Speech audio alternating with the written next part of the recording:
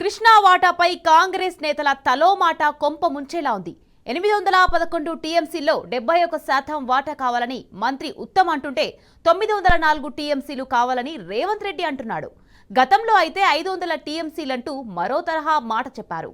పదే పదే మాట మారుస్తూ గత సర్కార్పై నిందలు వేస్తుండటంతో ట్రిబ్యునల్లో నీటి వాటా దక్కడంపై అనుమానాలు వ్యక్తం చేస్తున్నారు నిపుణులు.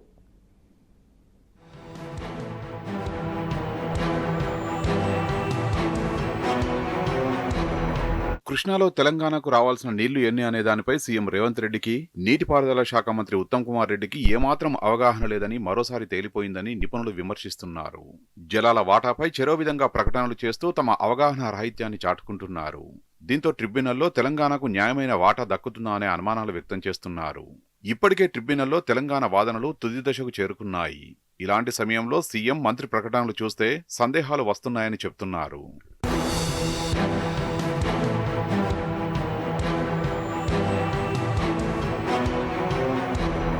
1969లో బచావత్ నేతృత్వంలో కృష్ణా వాటర్ డిస్ప్యూట్ ను పరిష్కరించే ప్రయత్నం చేసింది కేంద్రం.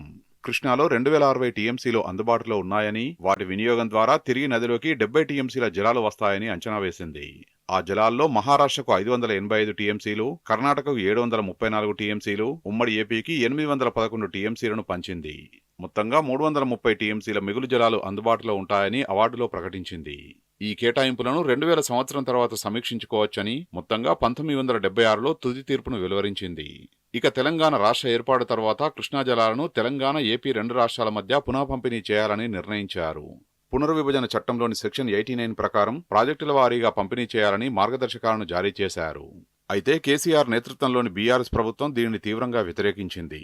సెక్షన్ 89 ద్వారా తెలంగాణకు తీరని అన్యాయం జరుగుతుందని 10 ఏళ్ల పాటు కేంద్రంపై కొట్లాడింది.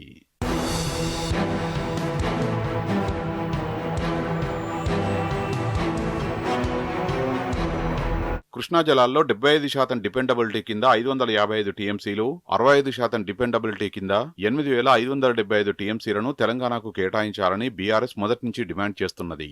మొత్తంగా 1050 టీఎంసీల కృష్ణా జలాల్లో 789 టీఎంసీలు తెలంగాణకు దక్కాల్సి ఉంటుందని గతంలో నుంచి బీఆర్ఎస్ సర్కారు వాదనలు వినిపిస్తూ వస్తుంది.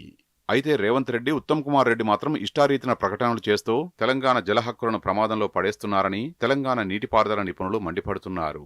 గతంలో కృష్ణాలో 500 టీఎంసీలను రాసిస్తే తెలంగాణకు చాలంటూ సీఎం రేవంత్ రెడ్డి ప్రకటించారు. తాజాగా కృష్ణా జలాల్లో 304 టీఎంసీలు దక్కుతాయంటూ ప్రకటించారు. మంత్రి ఉత్తమ్ 811 టీఎంసీల్లో 71% నీటి వాటా మాత్రమే దక్కుతుందంటూ ప్రకటించారు.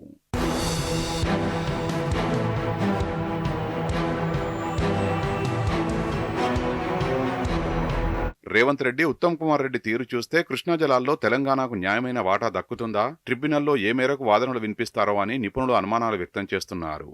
తెలంగాణకు సంబంధించిన వాదనలు ఇప్పటికే తుది దశకు చేరుకున్నాయి. 23, 24, 25వ తేదీల్లో తెలంగాణ తుది వాదనలు వినిపించాల్సి ఉంది. ఆ తర్వాత ఏపీ తన వాదనల్ని కొనసాగిస్తుంది.